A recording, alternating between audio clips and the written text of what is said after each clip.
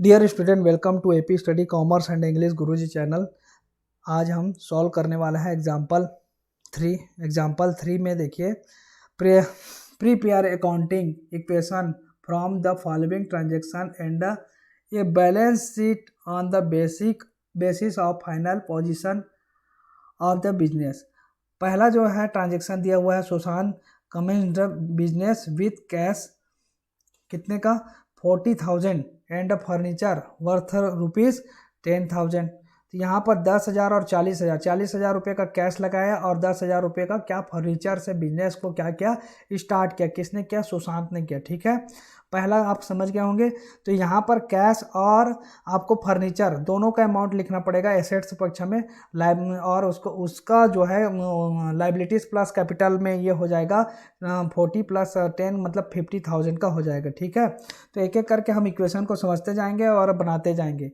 तो चलिए यहाँ पर देखिए, पहला commenced business with cash 40,000 and furniture ₹10,000। Equation हमारा क्या रहेगा?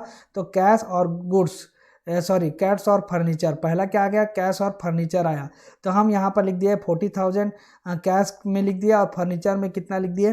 10,000 लिख दिए। ठीक है, ये हो गया। और इधर हम लिख देंगे कैपिटल में 50,000, क्योंकि जितना भी इधर हमने बिजनेस में लगाया वो सारा हमारा क्या है? कैपिटल है, इसलिए हमने कैपिटल में यहाँ पे लिख दिया है। क्लियर है?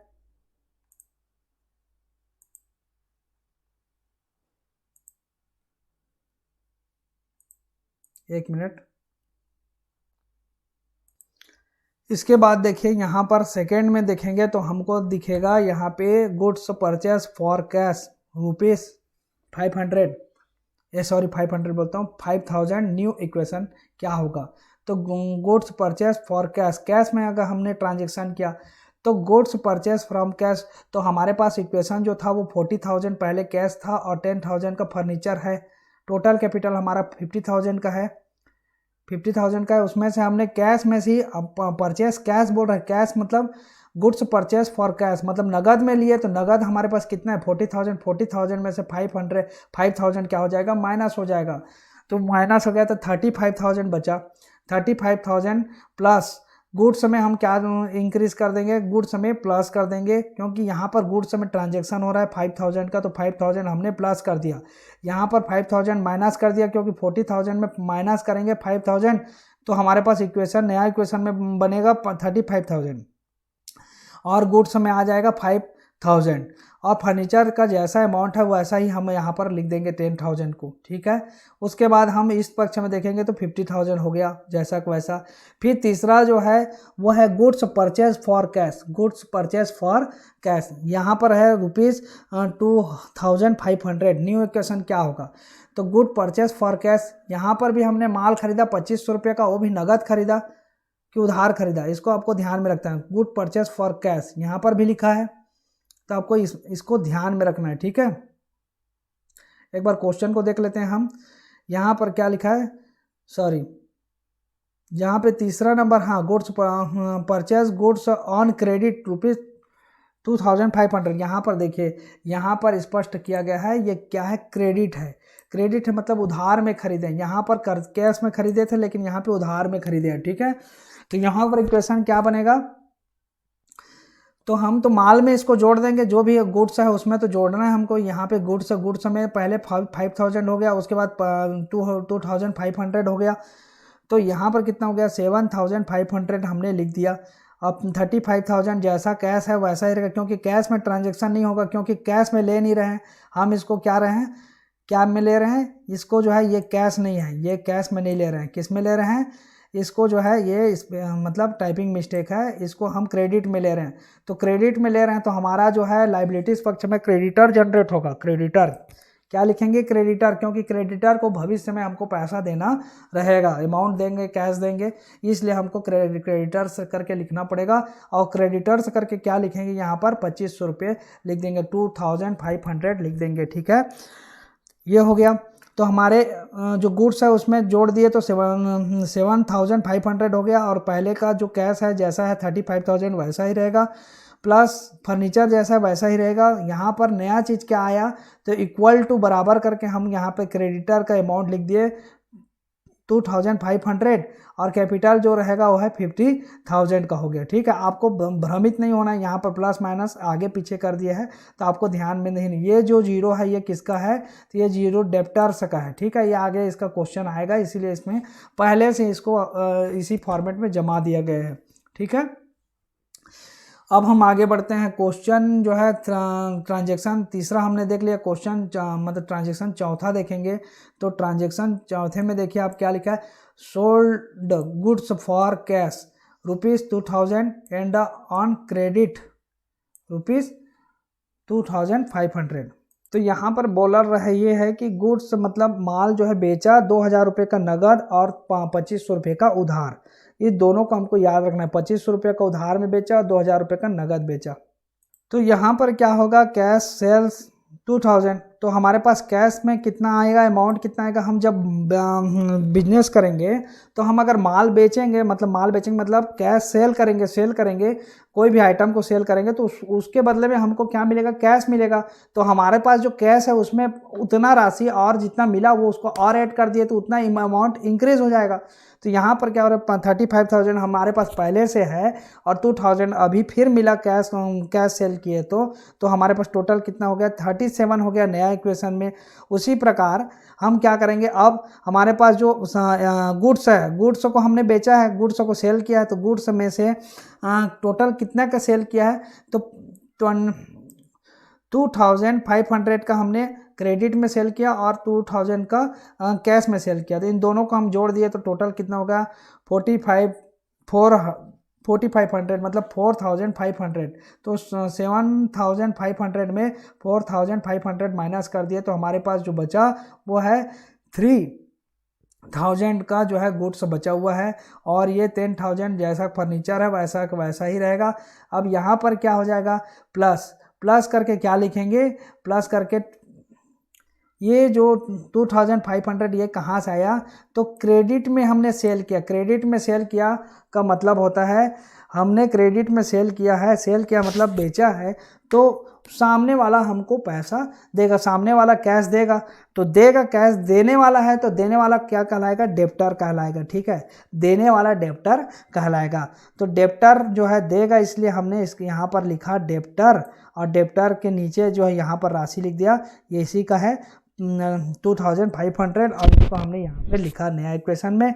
और उसके बाद इक्वल टू करके ये 2500 क्रेडिटर का हो गया, ये यहाँ पे लिखा हुआ है और ये क्या है 50,000 है कैपिटल का। ठीक, तो ये आपको समझ में आ गया होगा। ये किसका है, कैश का है।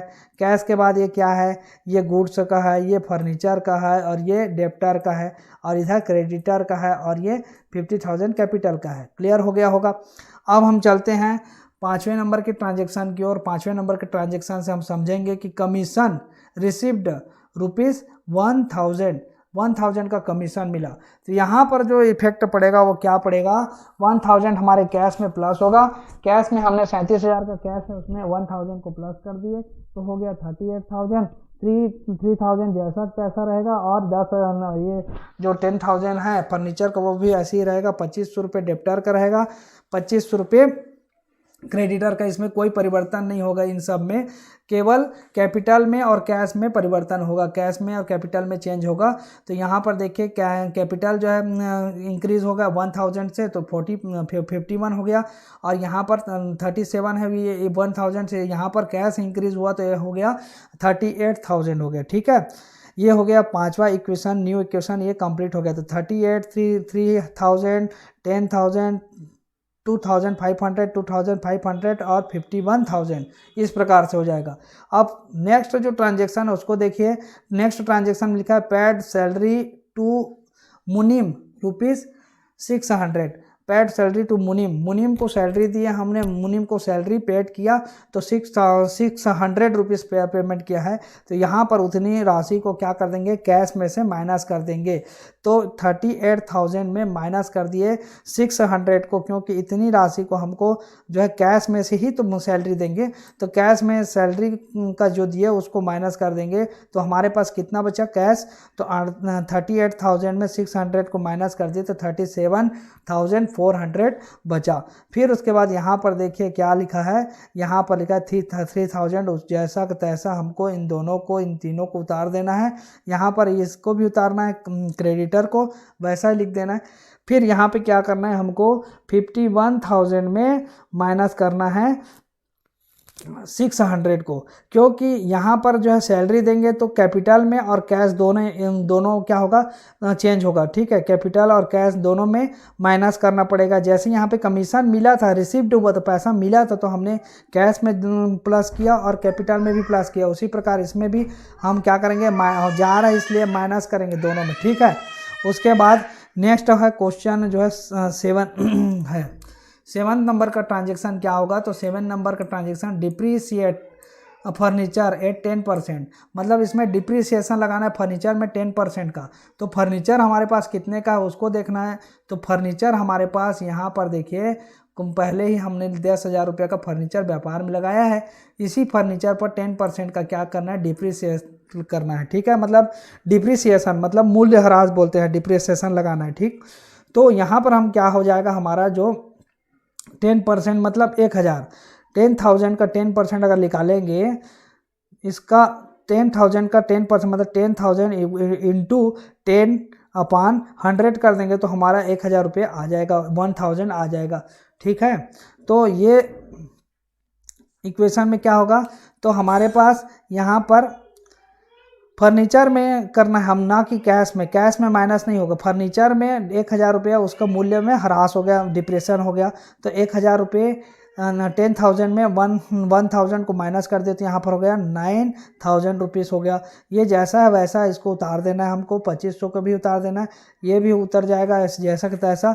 अब हमारा क्या हो जाएगा, कैपिटल में इतनी अमाउंट, इतना राशि जो है क्या हो जाएगा, इतना अमाउंट जो है हमको माइनस कर देना है। क्योंकि इधर अगर किसी भी चीज़ों में अगर माइनस हो रहा है और उसके बदले कोई भी प्रकार का प्लस इधर नहीं हो रहा है, तो आपको समझ लेना है इसका जो है एक पक्षीय जब ट्रांजेक्शन होता है, मतलब सिंगल ट्रांजेक्शन में इसी प्रकार का जो है करना पड़ता है। कैपिटल में भी हम क्या करेंगे, अगर ह्रास है मतलब डिप्रिसिएशन है, तो डिप्रिसिएशन में भी हम जैसा जो आइटम है उस आइटम में माइनस करेंगे, साथ में कैपिटल में भी हमको माइनस करना पड़ेगा। सैलरी देंगे तो सैलरी में हमको कैश में से माइनस करेंगे तो कैपिटल में भी माइनस करना पड़ेगा। कमीशन मिलेगा तो कमीशन के रूप में कुछ भी मिले तो उसको हमको कैश में प्लस करेंगे तो कैपिटल में भी प्लस करेंगे।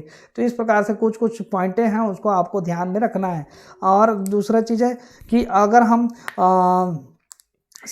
पर्सनल यूज के निकाल रहे हैं, अमाउंट कैश निकाल रहे हैं, तो कैश में माइनस होगा तो यहाँ पे कैपिटल में भी माइनस होगा। तो इन सारे चीज़ों को आपको ध्यान में रखना है और इन सारे चीज़ों को ध्यान में रख करके आपको इक्वेशन को जो है बनाना है। ये इक्वेशन इसी प्रकार से बनेगा, आपको इन सब को योग कर लेंगे, जोड़ लेंगे तो इन दोनों का टोटल जो है एक समान रहेगा, टोटल सेम रहेगा। ठीक है, तो इस प्रकार से जो है ये एग्जाम्पल नंबर 3 को हमको सॉल्व करना है। समझ में आ गया होगा। अब नेक्स्ट में हम इसके आगे के जो है अकाउंटिंग इक्वेशन को समझेंगे। अगर समझ में आ रहा होगा तो आप जो है एक बार कमेंट करके अवश्य बताएं, क्योंकि लगातार मैं हिंदी मीडियम के स्टूडेंट के लिए वीडियो बना करके लाता हूं और अभी जो है मेरे लिए ये नया है, तो थोड़ा सा हिंदी और इंग्लिश को जो है बोलने में थोड़ा सा कन्फ्यूजन हो रहा है। बाकी हालांकि आप लोगों को समझ में आ रहा होगा और मैं आगे भी वीडियो के माध्यम से सुधार करते जाऊंगा लगातार आप लोगों के लिए। तो आज के लिए बस इतना ही। वीडियो को देखने के लिए आप सभी का बहुत बहुत धन्यवाद।